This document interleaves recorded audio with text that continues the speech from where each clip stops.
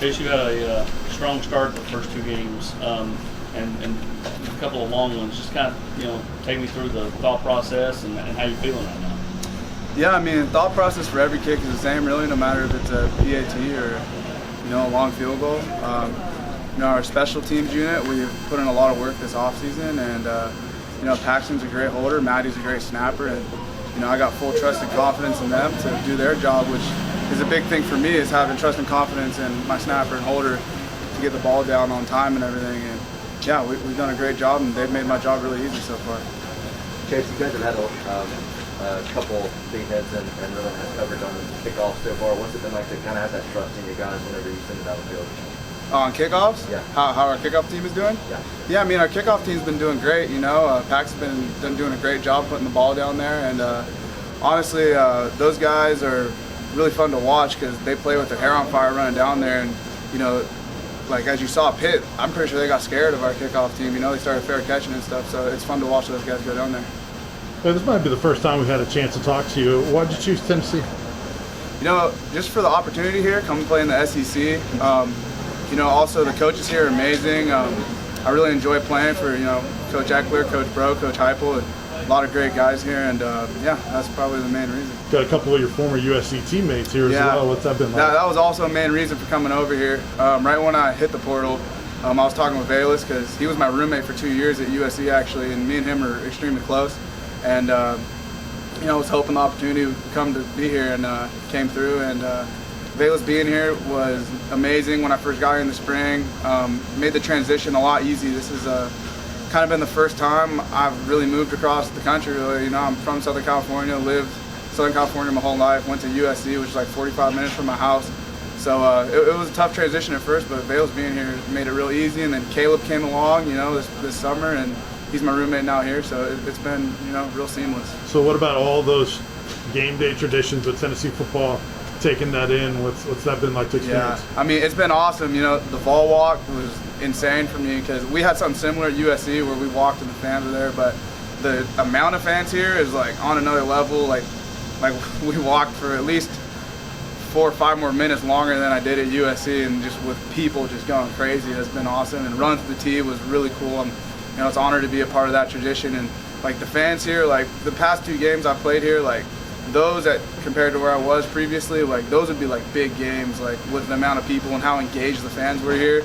So it's been really fun to play in front of a fan base that really cares. It's awesome. How great is it just to get back kicking field goals, in a game in a competitive setting? It's been a while for you. Yeah, no, it has. We didn't have any fans last year in COVID, and I was dealing with some stuff last year, but it's just really a cool experience to get back out and play in a game, especially like this, like I said, in front of these fans here, in front of SEC football, and yeah, it's fun. I love going out there and playing, and it's an honor to be able to do it.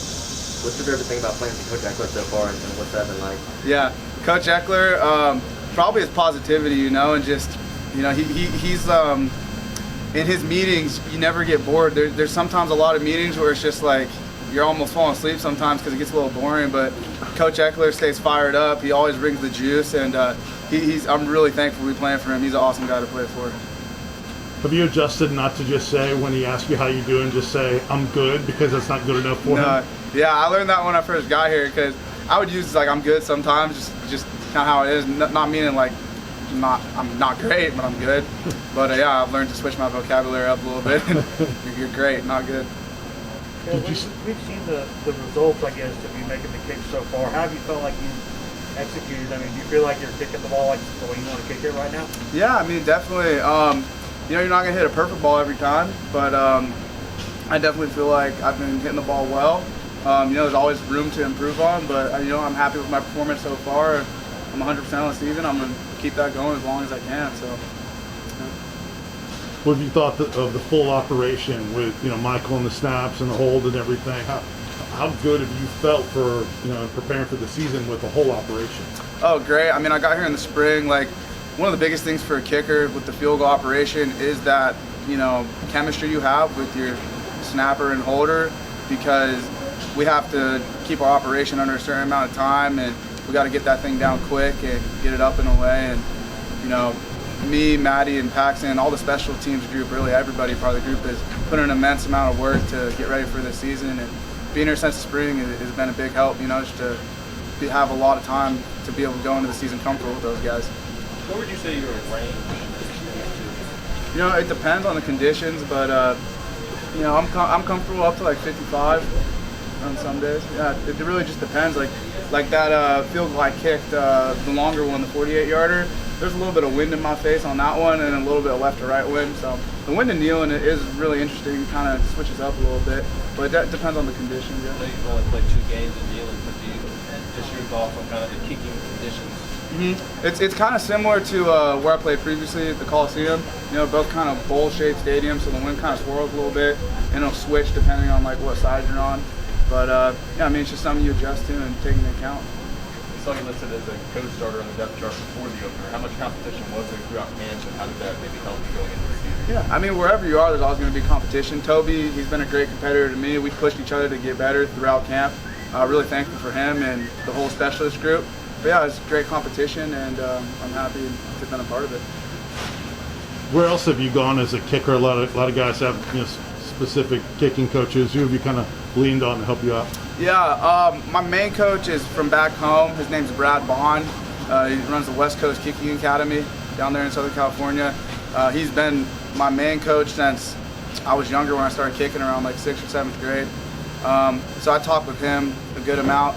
And then I've talked with Jamie Cole. He runs Cole's Kicking. I'm pretty close with Jamie. He's been a great resource to me and very supportive of me. I'm extremely thankful for those 2 people.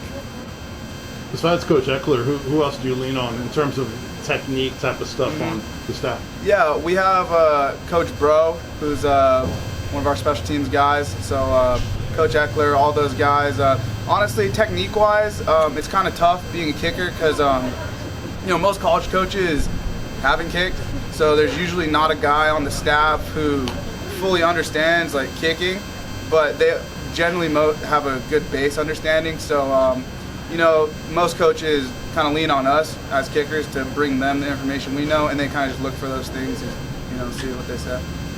Jay, Sean apparently has an arm cramp over there going on. He's not used to holding the mics. Would you suggest pickle juice, or what remedy would you use for Sean?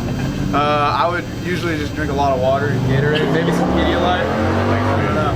Pedialyte's always a good idea. Yeah, Pedialyte will be solid.